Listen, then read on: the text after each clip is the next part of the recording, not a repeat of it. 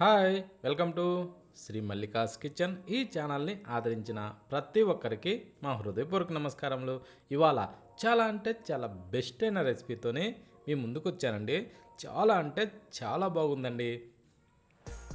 ఒక్కసారి ఈ విధంగా కోడిగుడ్డుతో చేసి చూడండి, టేస్ట్ మాత్రం సూపర్ అండి. ఈ టైప్లో చేస్తే వేడివేడి చపాతీలోకైనా సరే, బిర్యానీలోకైనా సరే, వేడివేడి అన్నంలోకైనా సరే, ఇలా ప్రతి దానిలో కూడా టేస్ట్ చాలా బాగుందండి.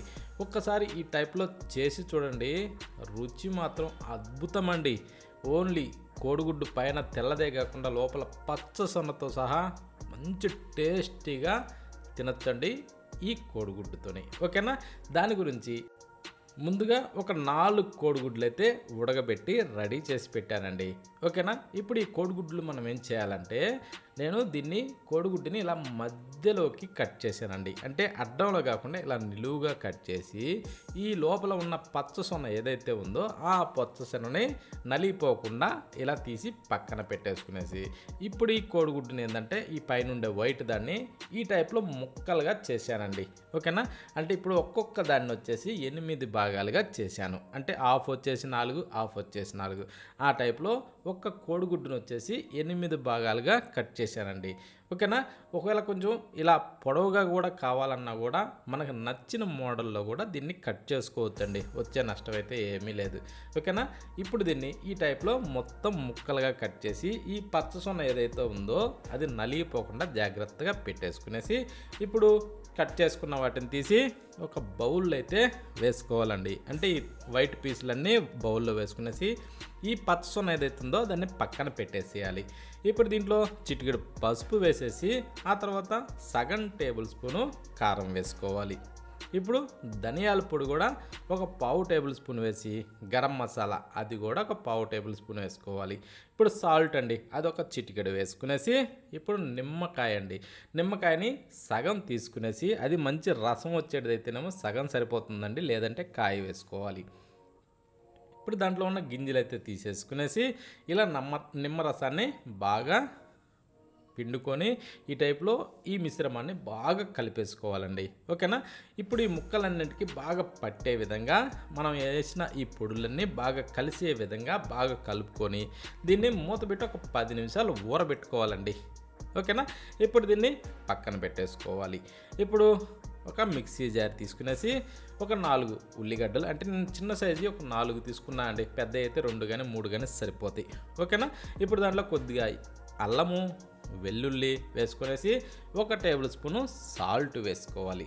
ఆ తర్వాత చిటికెడు పసుపు కూడా దాంట్లో వేసేసి, ఇప్పుడు కారం అండి, అదొక 2 టేబుల్ స్పూన్లు అయితే వేసాను. ఇందాక చిటికెడు వేసున్నాం, ఇప్పుడు ఒక 2 టేబుల్ స్పూన్లు కారం వేసున్నాం. ఇప్పుడు నీళ్లు పోసే అవసరం లేదండి. దీనిలో ఇలా గట్టిగా మనం పేస్ట్ చేసుకోవాలి. ఇది ఎలా అంటే మంచి బుర్ర అంటూ భలే అట్ట పట్టుకోగానే సాఫ్ట్గా అనిపిస్తుందండి, ఆ టైప్ వస్తుందండి ఈ పేస్టు.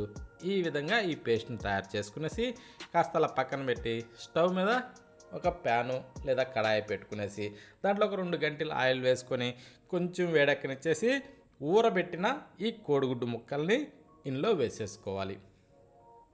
వేసిన తర్వాత ఇలా కాస్త తిరగేసుకుంటూనే సన్న మంట మీద మంచి కలర్ వచ్చేదాకా వీటిని మనం బాగా వేగనిచ్చుకోవాలండి. ఓకేనా? ఈ టైప్ ఏంటంటే ఈ ముక్కలు అంటే మాడకుండా మంచి కలర్ వచ్చేలాగా ఇలా ఫ్రై చేసుకునేసి, ఇప్పుడు ముందు ఈ వైట్ పీసెస్ మొత్తాన్ని ఫ్రై చేసి తీసి ఒక బౌల్లో అయితే వేసేసుకుందాం. సేమ్ ఇప్పుడు ఏ విధంగా అయితే ఈ వైట్ పీసెస్ని మనం ఫ్రై చేసి రెడీ చేసామో, సేమ్ అలాగే ఈ ఎల్లో వాటిని కూడా, అంటే ఈ పచ్చ సొనను కూడా సేమ్ అదే విధంగానండి. అంటే కాబట్టి కొంచెం కచ్చబెచ్చ కలబెట్టకుండా కొంచెం లైట్గా అలా తిరిగేసుకునేసి వీటిని కొంచెం ఫ్రై చేసుకోవాలండి. అంటే ఈ కొంచెం ఇది మనం మామూలుగా ఉడకబెట్టిన తర్వాత తినేటప్పుడు కొంచెం నోటికి అతుక్కునే విధంగా ఉంటుంది కదండి. మనం ఈ టైప్లో ఫ్రై చేస్తే మాత్రం కరకరలాడుతూ చాలా బాగుంటుంది. అందుకనేసి ఇవి కూడా మనం ఫ్రై చేసుకునేసి తీసి ఒక ప్లేట్లో అయితే వేసేసుకొని, సేమ్ అదే ఆయిల్లో ఇంకొద్దిగా ఆయిల్ యాడ్ చేసుకొని, అంటే నేను 1 టేబుల్ స్పూన్ వేసానండి.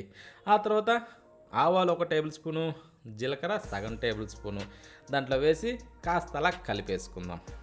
ఆ తర్వాత కట్ చేసిన ఒక 2 పచ్చిమిరపకాయలండి, అంటే మధ్యలోకి ఇరిసి వేసానండి 2 పచ్చిమిరపకాయలని. ఆ తర్వాత వీటిని కూడా కొంచెం అలా కలర్ మారనిచ్చుకోవాలి.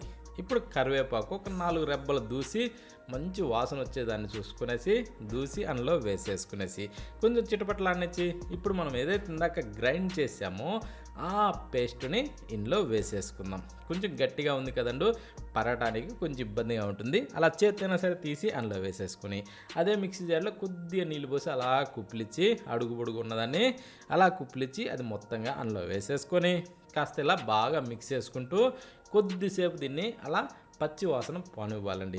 అంటే మనం దీంట్లో వేసినవన్నీ పచ్చివి కదండి, అట్లా. ఇప్పుడు ఫ్రై చేసిన ఈ కోడిగుడ్డు ముక్కల్ని ఇందులో వేసేసుకోవాలి.